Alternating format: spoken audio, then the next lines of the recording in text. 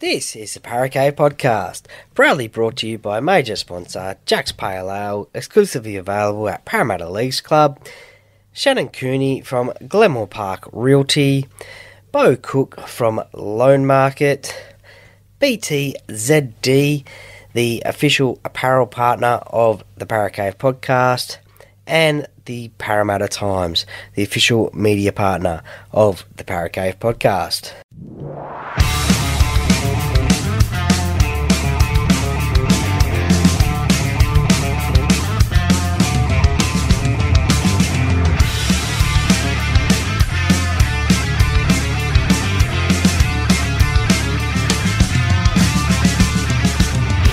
Welcome to another episode of the Paracave Podcast. And now over to your host, Troy Warner, broadcasting live from the world-famous Paracave. And yes, hello and welcome back to another cracking episode of the Paracave Podcast. Troy Warner here, and this is the interview-style podcast with a former rugby league player or a fan of rugby league, a celebrity fan, or just your everyday normal fan of rugby league who supports their team, because hey, without fans of rugby league we don't have a game. But this is with a former player and our former premiership player who started off his career with the Balmain Tigers. He then moved to the Penrith Panthers, where he won a premiership with the Penrith Panthers, their first ever in the rugby league competition, and then finished off his career at the club that I love, the Parramatta Eels, and also played for New South Wales City as well back in the day with the old City versus Country games that we used to have pre-Origin back in the day. They don't have them anymore. I wish they'd come back, but they're not there. But represented New South Wales City on 2 occasions, and that player is Mr. Paul Clarke. Now, during the chat with Paul, we obviously talk about his rugby league career, his start with Balmain, his switch to the Penrith Panthers, obviously winning that first ever premiership with the Panthers. Some great stories about Gus Gould, Phil Gould, who he had as coach, and also there's a little bit of an interesting story about Paul Harrogan, something that I'd never heard about before. You may or may not have heard it, but I certainly haven't. But definitely a really interesting story, and a bit of a what could have been story, I reckon, anyway. Also moving to the Parramatta Eels as well and playing there. And we do the quick top 10 and also the set of 6 personality questions as well. So I really enjoy this chat with Paul, and I thank you very much for your time, Paul. Now, this wouldn't at all be possible without the help of the sponsors. Major sponsor, Jack's Pale Ale, exclusively available at Parramatta Leagues Club, Beau Cook from Loan Market, Shannon Cooney from Glenmore Park Realty, BTZD Teamwear, the official apparel sponsor of the Paracave Podcast, the Parramatta Times, the official media partner of the Paracave Podcast. More details about the sponsors and the Paracave Podcast merchandise after the chat with Paul. But I guess you don't want to hear my voice anymore. You want to hear me interview Paul. So, as Hindy says, get a beer, coffee, whatever you want. Sit back, relax, and enjoy. And let's get straight into it. Hey guys, it's Paul Clarke here, ex-Balmain, Penrith and Parramatta player. I'm just going to have a chat to Troy about my ordinary career and what rugby league's done for me in the past. And as you heard from his intro, my guest today on the Paracave Podcast is a former rugby league player for the Balmain Tigers, the Penrith Panthers, and also the club I love, the Parramatta Eels. Also, as I said, a member of the Penrith's first ever premiership team. Also played 186 first grade games, 2 games for New South Wales City. Welcome to the Paracave Podcast, Mr. Paul Clarke. Pleasure to be here, Troy. No, thank you very much for joining me. Now, growing up, what was that like for yourself? Was it were you a player of all sports, or was it always rugby league that you played as a kid? No, my parents encouraged us to, all the kids, I've got 4 siblings, and encouraged us to get involved in sport because My mum loved everything about fitness, so I played rugby league, I played cricket, played tennis growing up. But then one day I faced a bloke who, I reckon, was bowling 150 kilometres an hour in cricket, and I decided he hit me 3 times and 6 balls, and I thought, I'm out of here, I'm going to stick with rugby league. It's a bit easier. So from about 17 on, I just concentrated on rugby league. Who was the team that you supported growing up? I actually supported Canterbury. Okay. Mainly because I used to love, there was a bloke called Bernie Lowther who played in the 70s for Canterbury, and he was a big, strong bloke and used to score a lot of intercept tries, and I just like watching him play. So I followed Canterbury until I got to S2 ball level, and then obviously followed the Tigers after that. And then playing junior football in the Balmain, you're a Balmain junior. Yeah. Was it a case of just making your way through the grades to get your start in first grade at Balmain? Yes, so I went from S2 ball, and which was under 16s back then, and then 2 years in Jersey Flegg, which was under 18s, and then went into third grade, and then processed the reserve grade, and eventually got a start in first grade after being 2 years in the club, so in the senior club. So just made my way through the rep sides. And then, no doubt, coming up against tough head Les Boyd in your first grade debut against Manly at Brookie, that must have been were you a bit nervous about that one? I was very nervous because he just got back from 12-month suspension for what he did to Darryl Broman. Right, okay, yeah. And Frank Stanton came up to me and said, asked him, was I nervous about it? I said, mate, yes, I am. So I think because he just don't know what he could do. I've met him off the field. He's a lovely bloke, but on the field he's a lunatic. But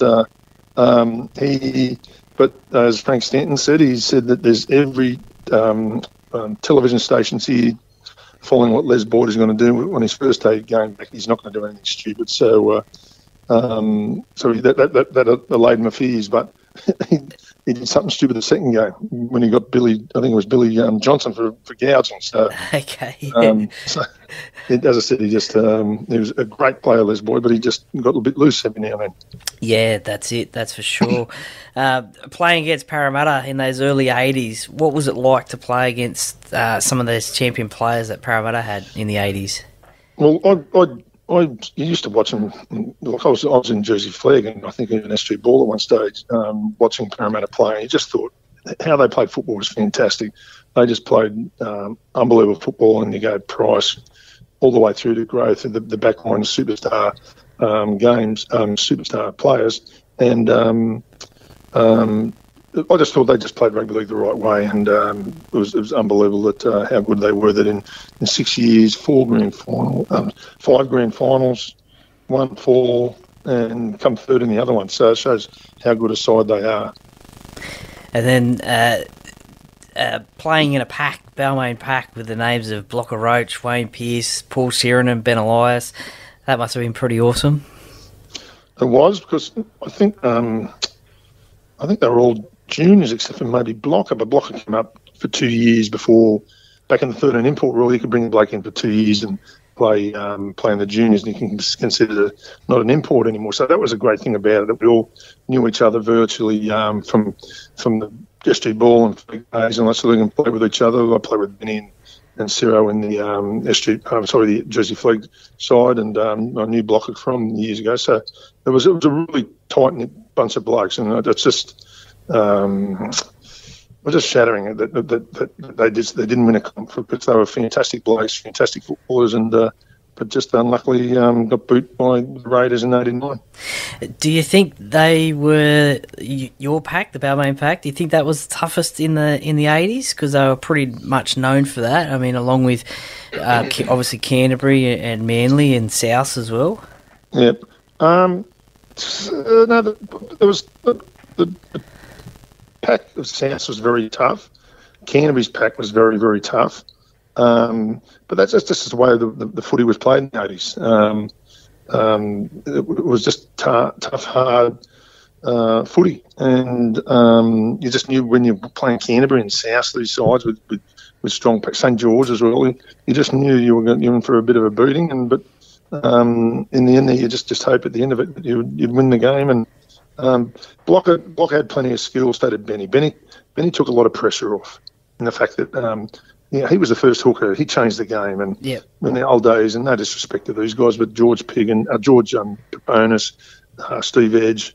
Were just great dummy halves and all that sort of thing, but they weren't that quick dummy half runner who could put pressure on the defence like Benny did. And Benny took a lot of pressure off the Balmain forwards just by the fact that he'd throw the big dummy and then go straight down the middle. And so he was fantastic. I still don't think he gets enough credit for how good a football player he was. Yeah, no, that's it. I mean, his clashes with Steve Walters in the early 90s, they were great, those ones. And with Mario Fennick in the 80s. Yep, Mario, yeah, that's for sure. Well, no doubt in those early years you would have played a little bit of reserve grade. And a question from a M. Geyer of Penrith, and I'm assuming that's your great mate, MG, yes. Former teammate, and also I think now wine competitor as well, I think. He said to ask you about the first time you played in reserve grade against him. That sounds very interesting. What happened there? I did play a lot of reserve grade at Balmain, but I wasn't ashamed or embarrassed by it because, as you said before, there was blockers, even Kerry Hemsley, and there was a lot of other very good, Bruce Maguire and Steve Ednitz, a lot of very good players battling for actually 4 spots in the pack. But I played reserve grade against MG, and then he turns around and he only come on from third grade. About 5 minutes ago, they were flogging us 30-odd and 6 or something sort of thing. And he just went off like a lunatic. I don't know why he did. I said, "What's your problem, mate?" And he just went off his head. And I'm lucky that a couple of blokes got in between, and there was no fighting because I thought we can get him 38-6, why start fighting? But I'm pretty confident I would have got his cash. So that's the one thing I want to let MG know. And then how did it go a few years later when you joined Penrith? Did he remind you of that, or do you remind him of that? It reminds me of that, and there was another one, 87, I think it was 87 or 88, 87, the National Panasonic final. There was about 4 or 5 stinks in that, and a couple of them I got with MG as well. So we clashed a lot, but that's what happens. I don't know if it's a respect thing. Same as Peter Kelly, I had a lot of clashes with Peter Kelly, and over the years before I joined Penrith, and then became good mates with him, good mates with MG. And I think it's just a respect thing between opposite forwards. Yeah, that's for sure. 2 tough competitors in rugby league for sure. Playing 21 games in 87 and then 2 injury-disrupted seasons in 88 and 89. Was it difficult mentally watching those grand finals from the sidelines? Not really. I did have a few injuries, but it wasn't. Being honest, I can't say that I was on the bench in the grand finals because of the injuries. I just wasn't playing well. There was just a lot of players playing better than me. As I said, Bruce Maguire come along and Steve Edmed, so it was great to be involved. First of all, in the grand final, because I never thought I could ever get the opportunities to be involved in, even on the bench. But it was, as I said before, I was just so disappointed for them because in the Canterbury game they were never in. They played 5 hard games in a row to make to the grand final. Canterbury had 2 games, fresh as daisies, so they were always going to be up against Canterbury. But then 89 they was the other way around. They played 2 games, and Canberra played 5 games, I think. So in the end, there Canberra were just too good, and just sad, very very sad time for the club. Well, I think you probably got a new lease of life joining the Panthers in 1990 because you played 22 games, including Penrith's first ever grand final.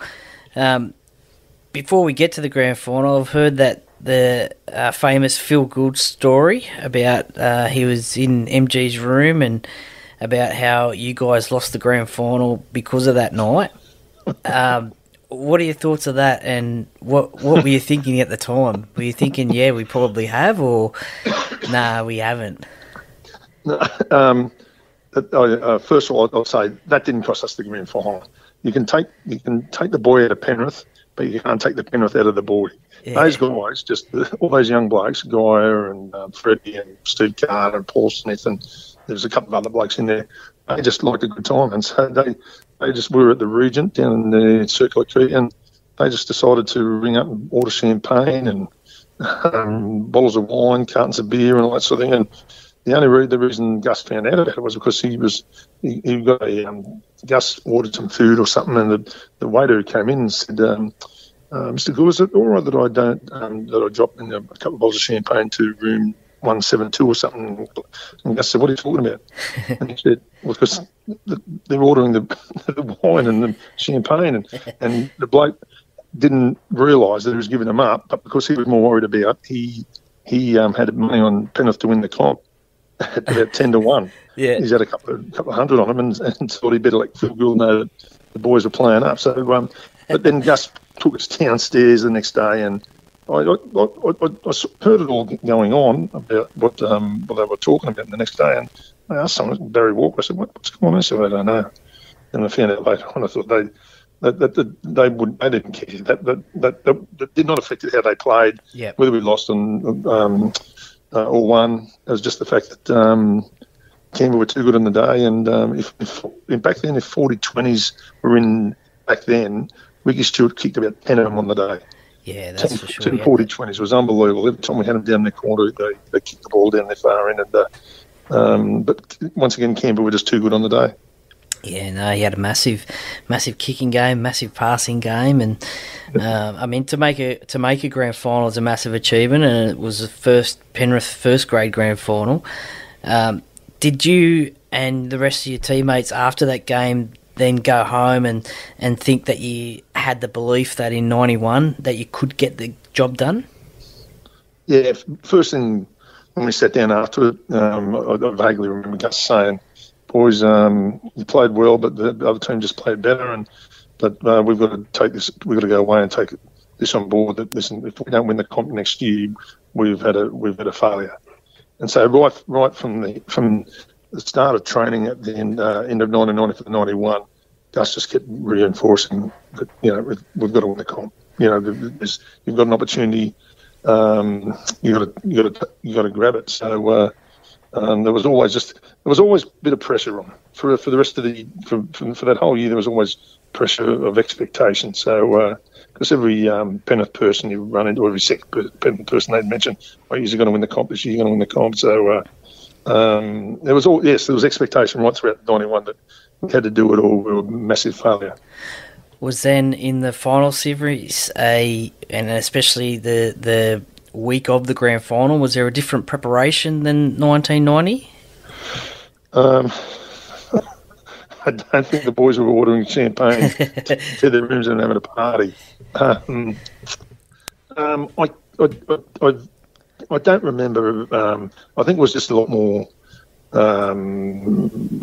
focused, obviously, and but even then, Gus said to us on the game after we played North, he said on the Sun, he said, have a good drink tonight, enjoy it, because on Tuesday we're going to be back at training and all that sort of thing. And so have a drink Sunday, and then from now on, for the next 2 weeks until the grand final, because we beat North, and so we had the week off, he said, no more drink, just stay off the drink for 2 weeks, and you'll probably hopefully have the best time of your life, best day of your life. And they couldn't help themselves. The next day, on the Monday, they went down to the Pioneer Tavern and had a few beers. As I said, they're just a unique blokes. They just love having a good time. You can take, as I said, you can take the boys out of Penrith, but you can't take the Penrith out of the boys. They're just fantastic blokes, but they just like having a good time. And once again, Gus on the Tuesday said the same thing. You just don't get it. Well, I mean, just how special to you is it knowing that you were a part of Penrith's first ever premiership winning team? I mean, we've just seen them do the three-peat, and then obviously 2003 as well. But you're the first, and I've heard Sterlo say that his favourite grand final victory is 1981, Parramatta's first, because you can't take that away from being the first. Is that the same sort of thing for yourself? Yeah, very much so. I was just ecstatic because I knew I was never good enough to play senior rep. I knew I wasn't good enough to play Origin or Australia or nothing. Lucky enough to play City first, but that's as they say, doesn't compare to Origin. But I always just dreamed about being good enough to play in a side that won a comp. So and to be part of Penrith's first grand final and first winning of the game, the grand final was very special. And it's something I know that in my because New South Wales and Sydney's a rugby league town and state, everyone sort of recognised that you've done something special for a team that is now getting more and more popular. Yeah, that's for sure. Well, one legend who went out that day on a victory note was Royce Simmons. He scored 2 tries. What did it mean to yourself to send Royce, yourself and the team to send Royce out a winner, and what does it mean playing with Royce mean to you?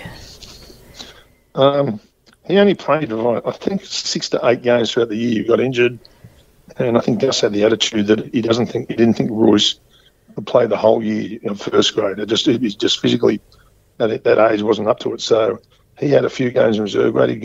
I think 1 or 2 games he just missed, where Gus just gave him a rest and he didn't have to play at all. But at half time, I remember Gus saying, "Listen, guys, if you give us the greatest serve ever at half time, because we didn't play well in the first half." And he just said, "If you're ever going to do anything for someone, do it for this man here." And so he made us all touch Royce on the shoulder and all that sort of thing. And I wasn't part. I was only there 2 years with Royce. Yep. But the other players were there for 6, 7, 8 years with him. They were more closer to him. Fantastic bloke, and as they say now, he's not Penrith's best ever player, but he's their greatest ever player. So if a bloke ever deserved it for what he did for that club, was unbelievable. So congratulations to Royce. Yeah, and we also wish Royce all the best at the moment as well, and in the future. He's doing it a little bit tough at the moment, but the rugby league community is getting behind him, so which is great to see. Yeah, well, I did the 2 walks with him last year and this year. His mindset. I did a walk. Well, the 2 walks last year's was 28 kilometres, and this year's was 32 kilometres, and at the end of it, I was busted and cramping up everywhere. And to think he's done something like 400 kilometres in both of them, each one, incredible. His mindset just to just keep going forward must be unbelievable. Because he also did back in the early 90s when he went to coach at Hull. He did 5 marathons in 6 days to raise money for the club. Which is, as I said, once again, knowing how many blisters you can get from doing 30 Ks, it's unbelievable what his mindset is to be, just keep moving forward and just ignore pain. Yeah, I don't think I've ever heard that. 5 marathons in 6 days, that's amazing. Yeah. That's... Coaching Hull, he got sponsors and all that, and unbelievable. Oh, well, I think his future walks it's definitely gaining momentum and definitely getting more sponsors on board and raising more money and awareness. So that's great. It certainly is. Great cause, yes. Yeah, definitely. Well, after the grand final victory, the next couple of years were a bit of a tough period for the Penrith club. Unfortunately, it included the tragic passing of Ben Alexander. Yep. How difficult a time was that for yourself and the club itself as well? I mean, I could imagine that obviously family comes first, and a lot of people's minds might not have been on the football. It would have been on family. Firstly, I'll say that we weren't playing well when the tragic accident happened. It's not as if we were playing fantastic football and then just fell away. Gus weighed us for the first game, and we're all on average about 3-4 kilo heavier than we were when we played the last game the year before, which was the grand final, obviously. So he mentioned that, and that's obviously not good to be that much heavier. But as I said, we weren't playing that well, so we can't put it down to the accident stopping us. But it just affected the best players in the club: Fitlow, Alexander, Guyer, and MG. He turned around and left the club in unfortunate circumstances. Brandy virtually didn't want to. I can understand, didn't want to play. He had a busted knee anyway. Yep. And Freddie still stood up. I've got to give it to him. Gus got to Freddie early and convinced him to still keep playing because he still had chances to play for Australia. But it affected the club in a big way. And but as I said, we weren't playing well. It wasn't as if we would have gone on to win the comp.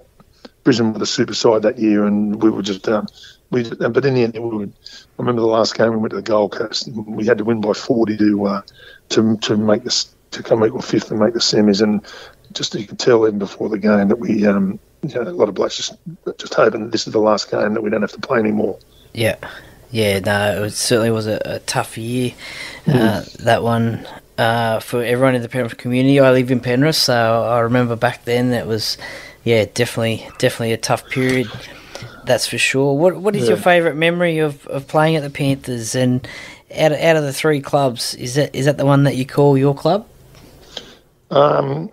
My favourite memory, obviously, is the 91 grand final, but the 90 year I really enjoyed because I hadn't played consistent first grade for about 3 years. So it was just exciting being part of a side, the young side we weren't expected to go very well, and we made it all the way to the grand final where, as I said before, we had the expectation on us to win the grand final in 91. So not the grand final win is obviously the highlight of my career, but it's Penrith is my club, but I'm still close with. I still get the reunions of Balmain and Parramatta. Okay. Balmain, I was a junior, but Penrith is where I had success. So I'd have to say Penrith is my club.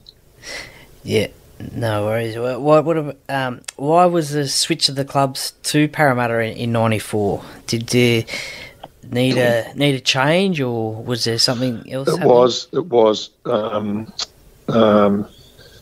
I was having, not run-ins with Gus, but there was just words said a couple of times and all that, and I was tired of all the driving, to tell you the truth. It was one of the other things.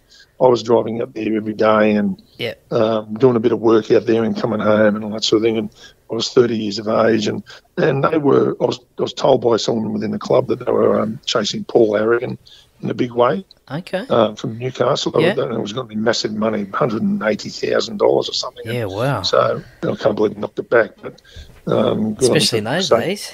Yeah, exactly, 180,000. That'd be like 1.5 million these days. Yeah, wow. Yeah, when you put it in perspective, but so that sort of didn't turn me off. I only heard it through a third party. Gus didn't mention anything to me, and so I just turned around and thought, and then word got back to Parramatta that I was keen for a move somewhere back close to the city, and I got a phone call from Dennis Fitzgerald, and I went in there, and I was happy with what they offered for a battling front rower, and they offered a job as well, because out there I was doing 20 hours a week, and I just needed to do more work more. Was back in those days, everyone was working 40 hours a week and playing footy as well. So I really enjoyed my 2 years at Parramatta. There wasn't a lot of success, but just a really good club and good people involved. What were your first impressions of Dennis Fitzgerald? Very good. Yeah. Yeah, I enjoyed Fitz's company. He was a good. I worked with Steve Edge in the sponsorship role. Okay. Yeah. But everyone knew that Fitzy was the boss. But he was always very approachable. If he had problems or something or anything, and he'd tell you straight up, no, you can't do that, or yes, you can do that. So, no, Fitzy, good bloke. I really enjoyed his company. I don't see him as much anymore, but he's a good fella. Yeah, that's for sure. I had it on the podcast about a year ago, or a year and a bit ago, and it was a good, interesting chat. And he's certainly still in and around Parramatta every year as well. So certainly he's probably had that 30-year reign of CEO at Parramatta. So enjoyed all that success there. Was it hard for yourself to come from a premiership winning club, to a struggling club that Parramatta was in those early 90s? No, Troy, it wasn't, because we in 92 we had that bad year, but in 93 I think it was even worse. Excuse me, sorry. In 93 they bought a number of players. They bought Ron Girdler, Mark McGaw, Ash Gordon from Newcastle, Andrew Lees, maybe not.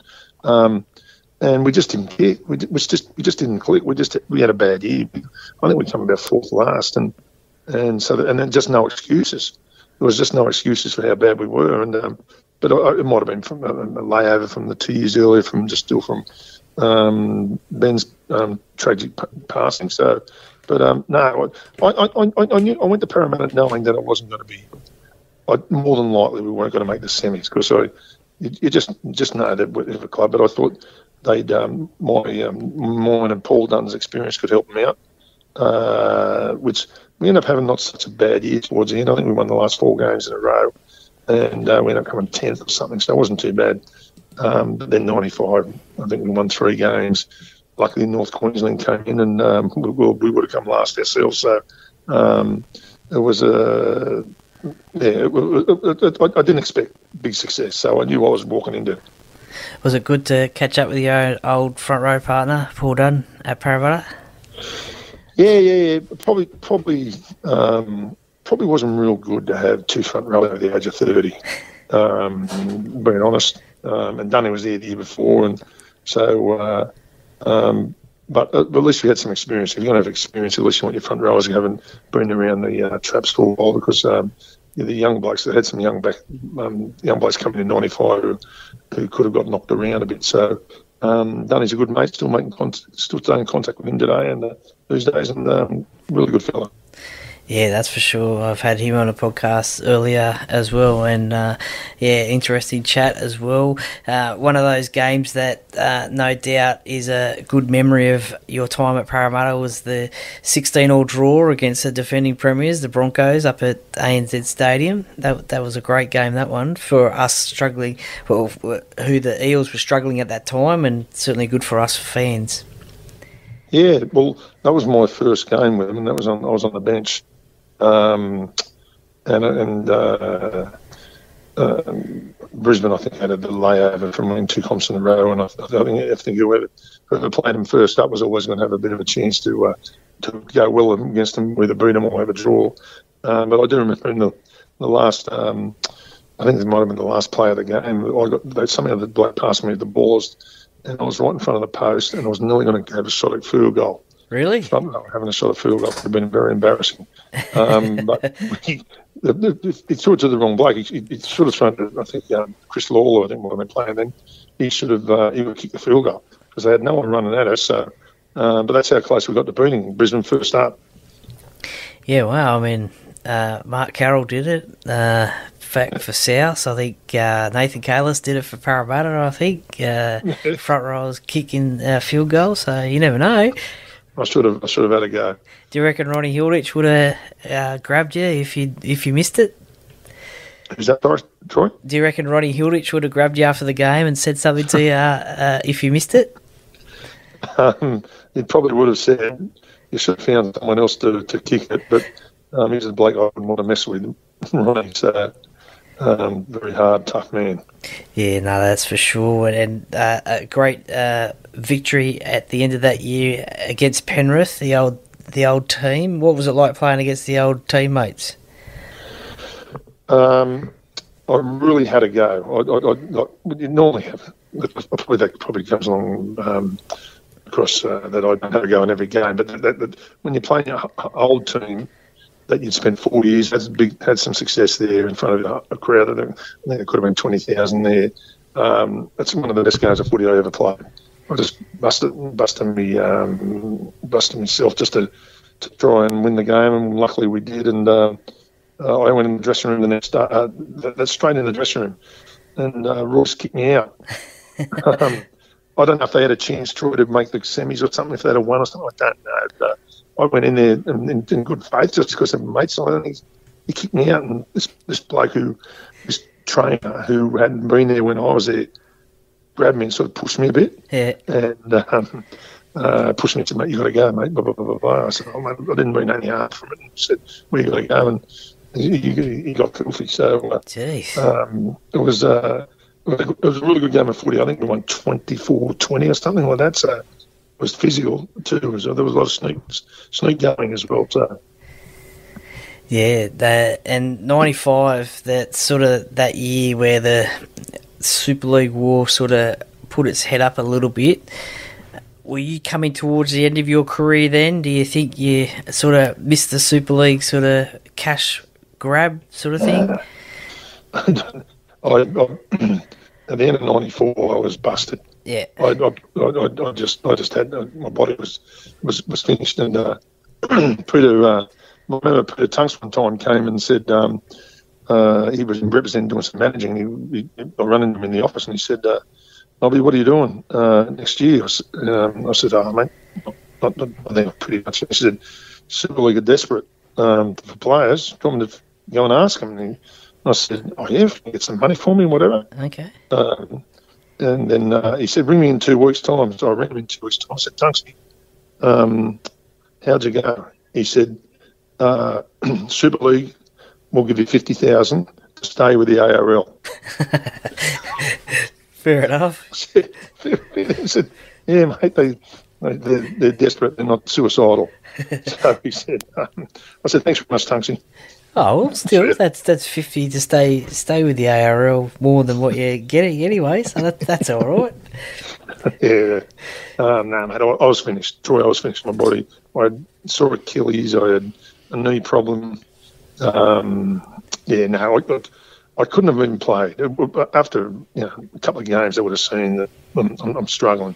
I wasn't the fastest front rower as it was anyway when I was young, let alone at 31 years of age, or 32 I would have been then. So, no, mate, I just finished at the end of '95.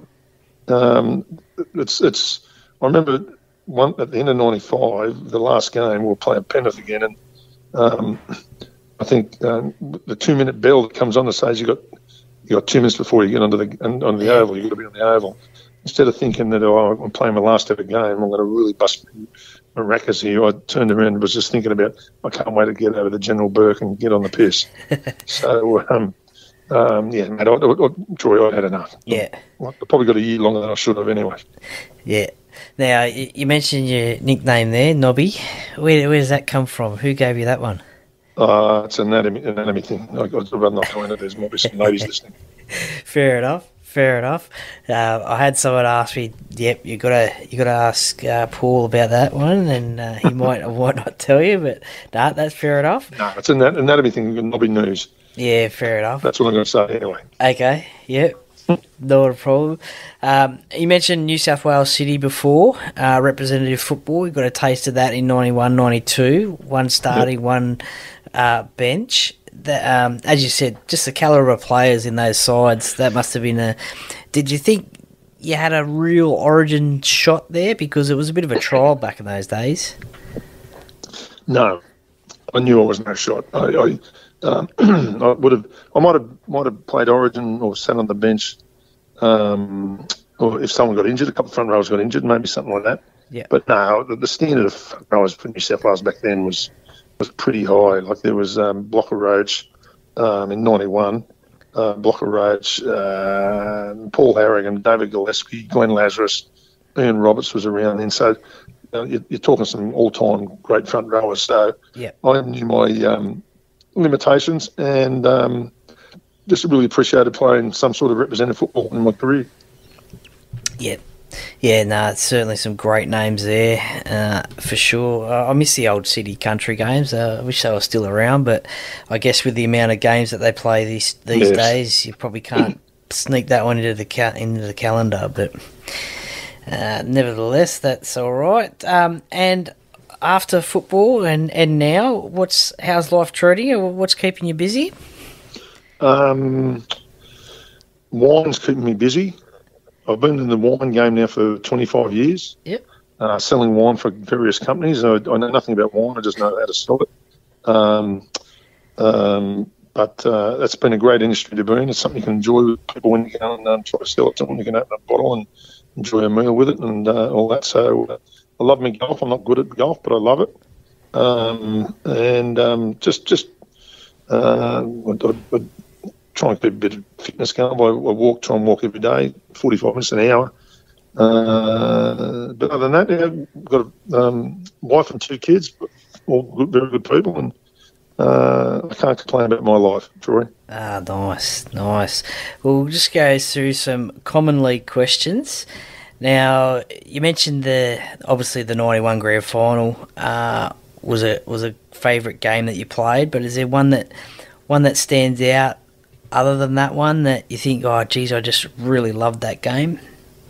The game in 1990, we played Newcastle at Newcastle, and the year before, end of '89, Newcastle had that earthquake where I think a dozen people died, and a number of buildings came down, blah blah blah blah blah. And so, when we went up there to play them, they were acknowledging Newcastle Knights were acknowledging the heroes from the earthquake the year before. Okay. And so it was just the hype about the game was enormous, and there was 30,000 people there, and they were all worked up and all that sort of thing. And really happy the way I played that game. We won. I can't remember what it was, but 20-6, 22-6. I can't remember. 20-6. Yep. 26, and just really happy the way we played. And Gus did something interesting before that. He said we stayed up overnight, and then he said, "Listen, we're going to get there 15 minutes before the game starts, so that we don't get caught up while we were sitting and waiting for the reserve games to finish. We're not going to get caught up in the hype and all that sort of thing." So we turned up 15 minutes before the game, strapped, rubbed down. Firstly, just had anything had to change was our footy. We changed the footy boots to from Stu's, the sneakers, and I just remember that game, the whole hype, and on the bus trip on the way home was fantastic. Just thinking, and that's when we thought that we really had a show of really going close to winning the comp, to beat them up there, and such a emotion. It was very emotional. Also, a few people told me that they had tears in their eyes the way they were talking about these people who done what they did for Newcastle back in the earthquake day. And you scored a try that day too. Yes, I didn't score many, so it might make me think that I played better than I did. Was there any other little sort of intricacies that Gus had as a coach? I mean, like to turn up to a game 15 minutes before it started is practically unheard of these days, or especially these days. But it just had the ability, Gus, to be your mate, but you're still respected in that much to know that he was the coach. And he just comes out with comments that makes you think more about the game. And I remember very quickly, he turned around and before one of the semi-finals, I think in 99, it must have been when we played Canberra, I think, in the game that we won in extra time. And he just before we went out for dinner the night before, he just got us in the room and said, "Listen, I want you all to tell me in 30 seconds what this game means to you to make the grand final." Because he took the attitude, and he told us later on, he thought, if he's make the grand final, I think he's going to win it. We just got to make sure we make the grand final. And he said, you talk, and he said, he just pointed around, Nobby, you talk, Cardi, you speak. The last person was Royce Simmons, and Royce said something along with, I've been with Penrith since they were the battlers and they were coming last, and we were no hope, and we were the chocolate shoulders and all that sort of thing. And for me to have this opportunity, but he went for about 2 minutes, and I was basically tearing up. Yeah, it was that good a speech that Royce made, and we made the grand final, but unfortunately we lost it. So, but just little things like that. He just knows what to say at the right time, and that's why he's so successful at Origin, because he got 26 of the best players playing against each other, and so something needs to be different. to get the New South Wales to win, and he just come out with comments and sentences and phrases and all that just that would get him over the line. Yeah, no, certainly got a great Origin record, and some even miss his on-field before the game speeches as well. Yes. They should bring that back, I reckon. Yeah, I always thought that was fantastic, but I think we ran out of ideas. Yeah, that's it. Now, other than your home ground, did you have a favourite ground that you used to love playing at? Leichhardt was always fantastic. Whenever there's a crowd there, yeah, it was unbelievable. I hated playing at Endeavour Field. It was always cold and miserable down there. It was just always cold and blowing a wind and blowing a gale. and it was just a miserable place to play. I just always found it that way. Maybe it was just because when I was playing so much reserve grade at Big Comway that I was only playing in front of 4,000.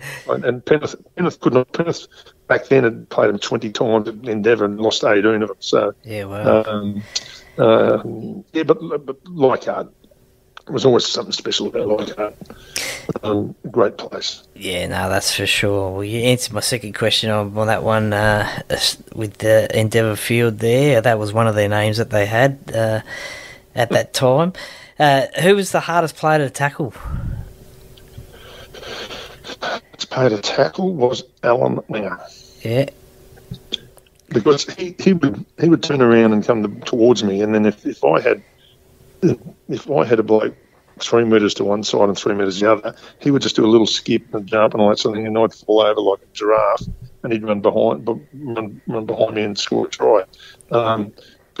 He's the best footballer I played against. Langer, unbelievable how good he was, and my mobility was limited, obviously, and he was just he was the hardest player to tackle. Big blokes are easy to tackle because they're coming straight at you. Yeah. And being a big bloke myself, they weren't so hard. Yeah, I've heard that, yeah. The little blokes are there, the blokes are just embarrassing. Would then Alfie be a player that you would have loved to have had the opportunity to play with but didn't get that opportunity? Yes, I would, because as much as he's an unbelievable footballer, just being at training with him, there's that many stories of it, you just hear over the years about Alfie, what he used to get up at training, and then when he went out for a drink, and when he went out for restaurants and all that sort of thing. He's just a good fun bloke. And Johnny Cartwright's that's often he's involved with Brisbane now, but he often tells little stories about Alfie and how he's just not loose, but he likes having a good time. Yeah, no, that's for sure. And speaking of, I guess you could call larrikins and pranksters, who are the clubs that you played for, and what did they get up to?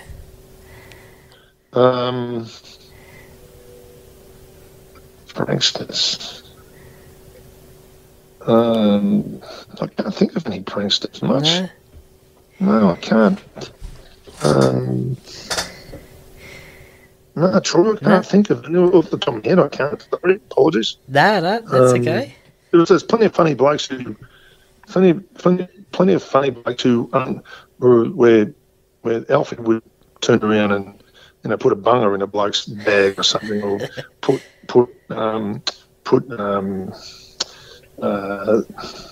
anchor rub on a bloke's undies. Yeah. So when you put them on after training, we go back home, and halfway home and be grabbing for his testicles because they'd burn.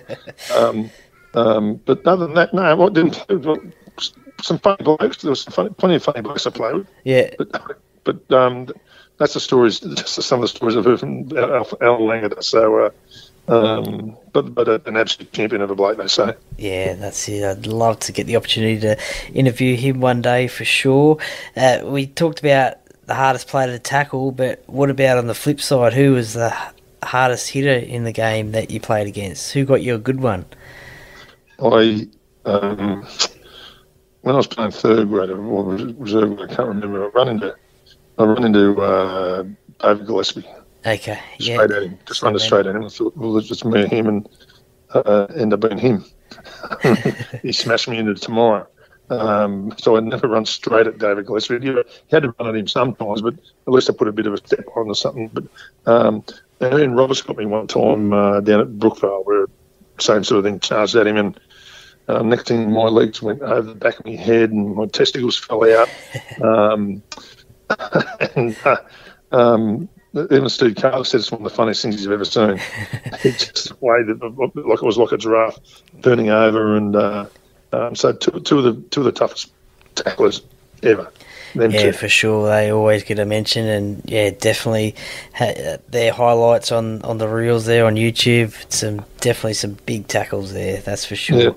If you didn't go down the playing football path, what do you think you would have been doing? I would love to say I would have been a doctor, but I don't think so. Maybe an astronaut. No, I don't know. I don't know why. I've always been able to talk a bit, so would have been in sales, which I'm in sales now. So, but okay. Yep. But other than that, no, I can't. Because it was a big part of my life, right from the age of. I started when I was 5, and played every year, and when I got to 16, playing junior reps and all that, you think, this is worth having a go and doing and playing professional sport or semi-professional sport when I was there. So. I was lucky enough that I got to play 13 years of rugby league grade and enjoyed every year of it, and it helped me virtually buying a house and investments and all that sort of thing. So rugby league is my has virtually been my life. Yeah, no, that's nice to hear. We'll do the quick top 10s. It's usually sort of one answer or the other.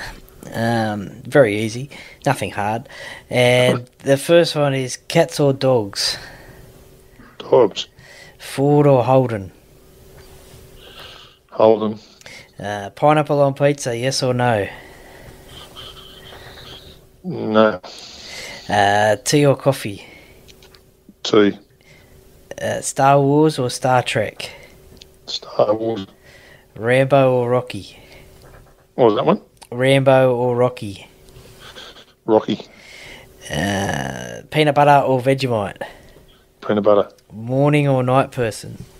Not. Okay, nice.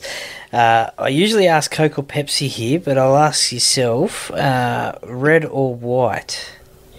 When it comes to wine. White. Okay, is there Depends what you're having. If you're having chicken or fish and white, if you're having red meat, it's red. So there's a rule if it's had to bring down to one. I love a really good oaky Chardonnay. Nice. And the last one, Seinfeld or Friends? Seinfeld by a mile. Yeah, I thought Seinfeld was one of the funniest show I've ever seen, and I thought Friends was like that obvious humour, sort of like someone would fall over and they start laughing and stuff like that. I never watched Friends, and was never into it. So, but as my wife says, I'm not a romantic, so. Nah, Seinfeld's a great show. I'd probably say Seinfeld as well. Who's your favourite Seinfeld character? Kramer. Oh, yes. What he got away with. Yeah, man of good taste. What a life he would have lived. Yeah, if he could do it for real, that's for sure. Yes. We'll wrap things up with a set of 6. What's your favourite sport outside of rugby league? Outside of rugby league, golf. Nice. Favourite holiday destination? New Orleans. Is there a person either dead or alive that you would love to meet? The only one I really would go out of my way to meet him is Michael Jordan. Oh, yes. Look, I think about 95% of guests say Michael Jordan on that question for sure. Which 3 former players wouldn't you want to be stuck on a deserted island with, and why?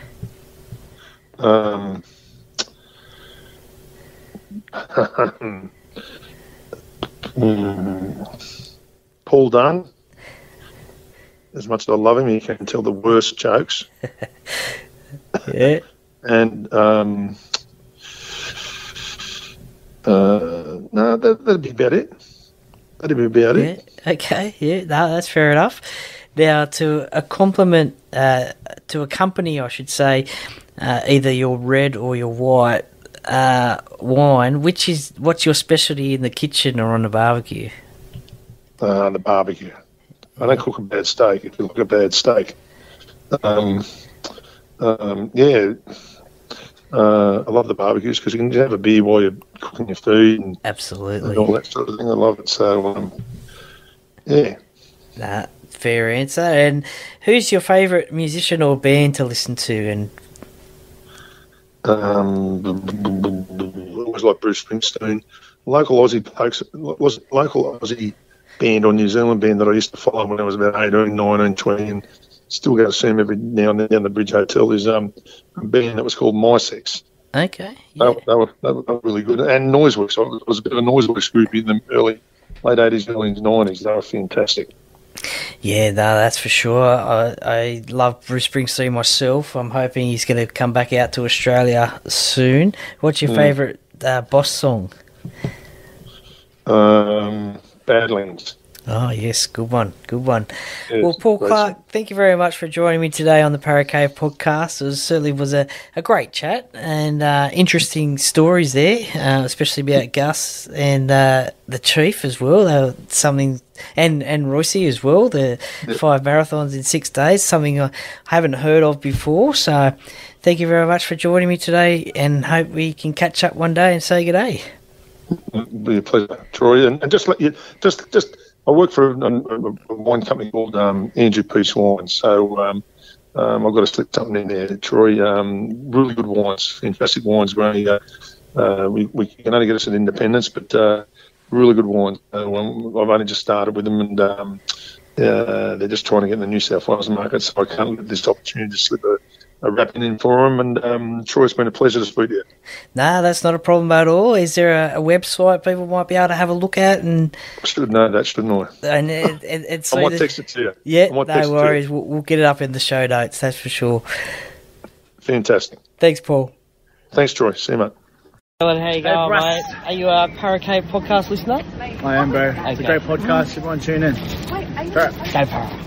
Well, welcome back, and thank you for listening to Paul Clarke and his rugby league story. Look, as I said in the intro, certainly some very interesting stories there, especially about Gus and his coaching techniques.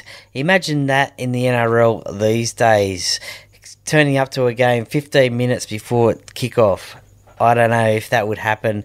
Certainly a little bit of a coaching masterstroke there from Gus. I wonder if he remembers that one. And I'd love to get Phil on the podcast. And if you're listening, Phil, I'd love to get you on the podcast for a chat as well for the fans. And also, how about that story about Paul Harrogan and the Panthers reaching out to potentially sign the Chief from Newcastle to play at the Penrith Panthers? Wow, what could have happened if that happened? Would they have won another premiership earlier on, or would he have attracted more players, different players to the Panthers? Who knows? But I've never heard that story before, and let me know if you have as well, because certainly I've been watching rugby league for a long time, reading, listening about it as well, so I've never heard that story. I've heard chats with Paul Harrogan before, I never heard that, so let me know if you have heard that indeed in the past. But thank you once again, Paul, for that chat, and we'll definitely put in the details of your wine company in the show notes, so if anyone's after a great tasting wine, then they can look that up and purchase it from yourself. So thank you very much. Okay, the sponsors of the podcast, major sponsor Jack's Pale Ale. It's back and available to purchase in the club shop. Perfect for that Eels fan or beer lover. Now, I did notice on the social media channels for a limited time only. I'm not too sure when it is, but a limited time only. $50 a case for Jack's Pale Ale. So check the social media channels of Parramatta Leagues Club and they will have the details there. It's perfect for that Eels fan or indeed that beer lover as well. It's available in the club shop. Beau Cook from Loan Market. His contact details are 0401 213-236. Get in contact with him for a free chat and see how he and his team can get on, help you get on top of your home loan and find you that best deal and try and save you some dollars. Shannon Cooney from Glenmore Park Realty. If you want that 5-star service from a 5-star real estate agent, then Shannon is the man. He is the one that you want to contact. And you can do that by contacting him 7 days a week on 0421 588 445 for services in the Glenmore Park and the Penrith LGA areas.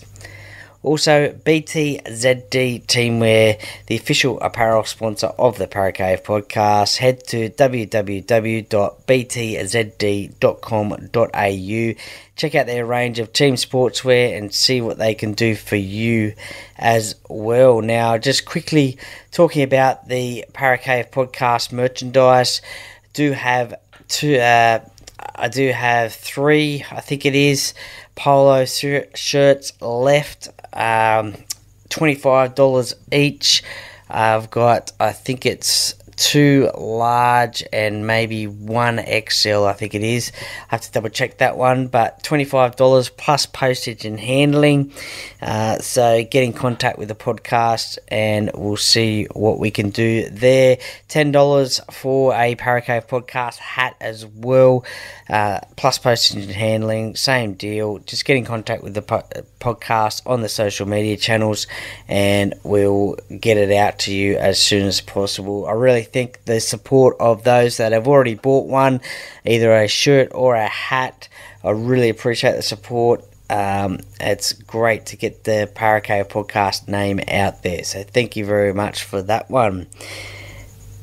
Now, don't forget the Parramatta Times as well. If you want to know anything about the local Parramatta area or the Parramatta news, check out www.parramattatimes.com.au. You'll also be able to catch me on the weekend sports wrap show with the Duckman on Pulse FM 89.9 FM, which is on a Friday and a Sunday night with the live chats, and also the replay chats will come through the podcast as well.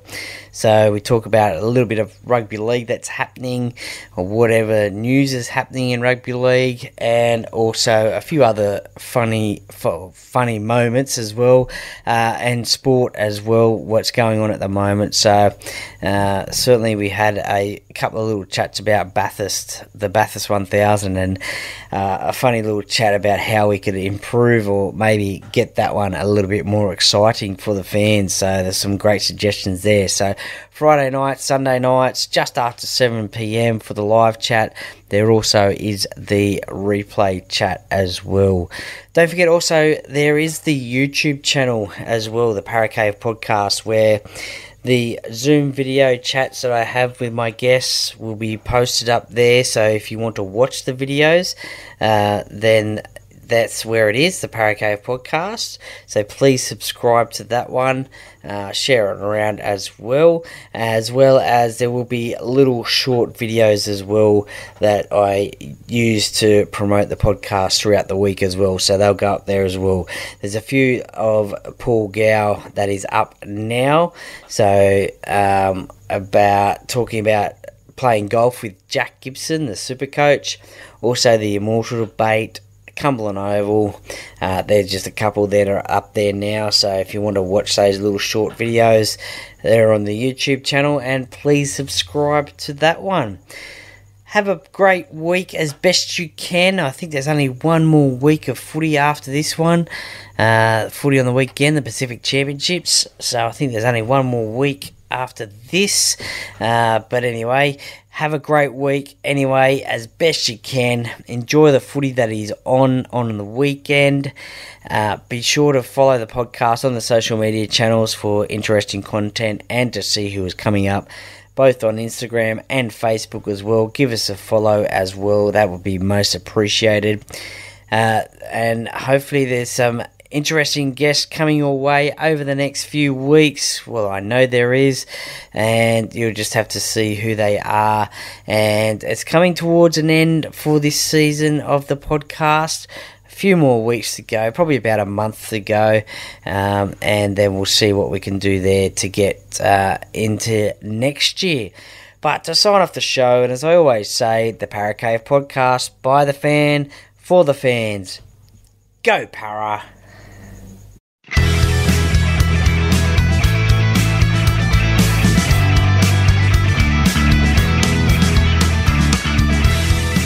Thank you for listening to another episode of the Para Cave podcast. See you next time.